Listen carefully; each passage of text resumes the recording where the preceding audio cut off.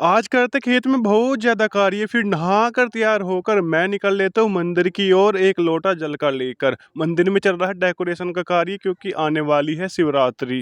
ये दोनों तो वीडियो बनता देख ये जो ऊपर छत पर छोटे छोटे से थमले हैं इनके पीछे जाकर छुप गए। जैसे ही मौका लगा मैंने इन दोनों की वीडियो बना ली। शिव की भक्ति में है वो शक्ति जो हर बंधन को तोड़ देती है। शिव की भक्ति में है वो शक्ति जो हर बंधन को तोड़ देती है। उनकी कृपा से ही मिलती है हर खुशी, उनकी कृपा से ही मिलती है हर खुशी जो हमें जोड़ देती है, जो हमें जोड़ देती है। शिव की भक्ति में ही सारी खुशी मिलती है, शिव की भक्ति में ही सारी खुशी मिलती है। रिश्ता आपसे कुछ ऐसा बन गया है महादेव, रिश्ता आपसे कुछ ऐसा बन गया है महादेव। दुविधा कैसी भी हो सबसे पहले आप ही याद आते हो, दुविधा कैसी भी हो सबसे पहले आप ही याद आते हो। परेशानी में महादेव को ही तो याद करना चाहिए, परेशानी में महादेव को ही तो याद करना चाहिए। ये रही दंती अब पड़ी पल्ली, दोनों को लेकर मैं चल दिया खेत में।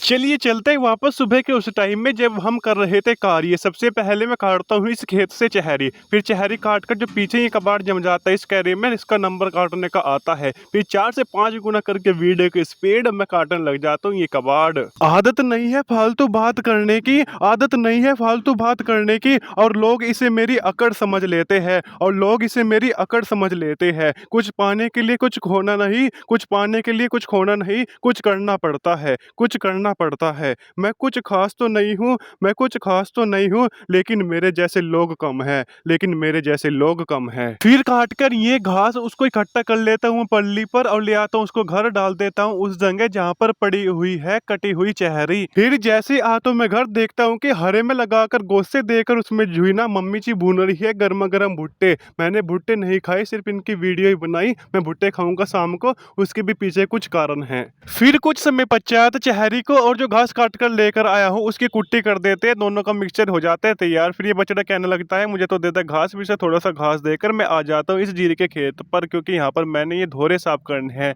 धोरे बोले तो डोल साफ करनी है।